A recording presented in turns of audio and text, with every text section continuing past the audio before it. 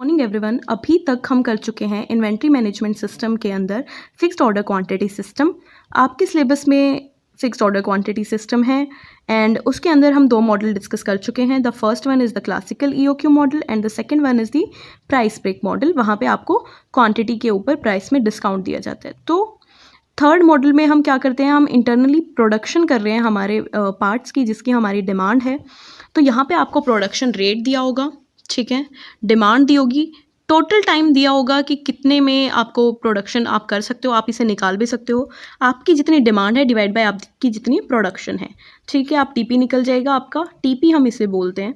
फिर आपकी maximum inventory क्या होती है? अभी तक आपकी मैक्सिमम इन्वेंट्री होती थी क्यू, एवरेज इन्वेंट्री होती थी क्यू डिवाइड बाय 2, ठीक है। यहाँ पे आपकी मैक्सिमम इन्वेंट्री होगी जिस रेट से हम प्रोडक्शन कर रहे हैं माइनस जितनी हमारी डिमांड है उस पर्टिकुलर टाइम पीरियड में, इनटू में जितना टाइम लगता है, वो आपकी एक पॉइंट ऑफ टाइम पे मैक्सिमम इन्वेंट्री होगी। देन उसे आप 2 से डिवाइड कर दो, आपकी एवरेज इन्वेंट्री आ जाएगी। तो इसे हमने कैलकुलेट, जैसे टीपी की वैल्यू यहाँ पे क्यू डिवाइड बाई पी थी, हमने फॉर्मूले में पुट की, तो हमने ये फॉर्मूला निकाल लिया, ठीक है। आप कोई भी फॉर्मूला आपके क्वेश्चन में पुट कर सकते हो।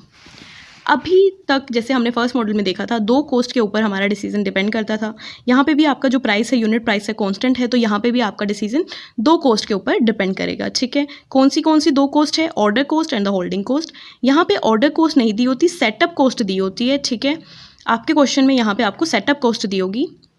होल्डिंग कॉस्ट इंटू इन्वेंट्री हम करते थे, एवरेज इन्वेंट्री, तो उसका फॉर्मूला ये आ गया आपका। टोटल कॉस्ट क्या हुई? Average inventory into holding inventory. I hope अभी तक कोई प्रॉब्लम नहीं है। देन आपका आता है क्यू स्टार। ईओ क्यू तो हम सब में फाइंड आउट करते हैं, ऑप्टिमल ऑर्डर हमें फाइंड आउट करना होता है ना, तो under root 2AD। A is the acquisition cost और द सेटअप कॉस्ट आप यहाँ पे ले सकते हो। D is the demand. Holding inventory का फॉर्मूला यही था आपका, ठीक है। तो इसे हम सॉल्व करके ऐसे भी लिख सकते हैं, under root 2ADH √P divide by P minus D. P is the production, D is the demand.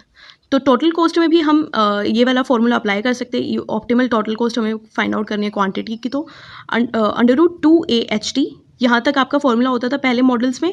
अब यहाँ पे आपका है अंडर रूट 2AHD इंटू में 1 माइनस DP, ठीक है। री ऑर्डर लेवल वहाँ पे भी आपका सेम था, consumption rate into lead time, ठीक है। इसका एक क्वेश्चन देख लेते हैं। आपको ऐसे दिया होगा, देखो, एनुअल डिमांड आपको दी है यहाँ पे 1 लाख, सेटअप कॉस्ट आपको दी है 5000, variable production cost that is the production cost 10 rupees, holding cost आपकी 20% ऑफ द वैल्यू है, मतलब इसकी 20%, ठीक है। ऑप्टिमम प्रोडक्शन लोड साइज आपको फाइंड आउट करना है, length of the production run find out करनी है, कितना टाइम लगेगा प्रोडक्शन रन में, ठीक है। क्यू स्टार का हमने फॉर्मूला देखा था, under root 2AD divide by H into में under root P divide by P minus D. मैंने वैल्यूज पुट कर दी। 2 into acquisition cost 5000, D is the 1 lakh, holding cost आपकी 0.2 इंटू 10 दैट इज़ 20% आपको दी है जहाँ पे किसकी? इसकी, ठीक है। P इज़ द 2 लाख, आपकी 2 लाख है साल की प्रोडक्शन। यहाँ पे देखो P divide by P minus T हमने कर दिया। यहाँ पे आपकी ऑप्टिमल लोड साइज़ की क्वांटिटी आ गई 31,623 इस क्वेश्चन के अकॉर्डिंग। तो लेंथ कितने दिन में आपका प्रोडक्शन साइज होगा, कितने दिन चलेगा? 31,623 डिवाइड बाई 2 लाख से हमने इसे डिवाइड कर दिया, तो आपका 0.158 ईयर आपकी इन्वेंट्री में मतलब बिल्डअप होने में लगेगा टाइम। थैंक्स गाइस, यही आपका मॉडल 3 था।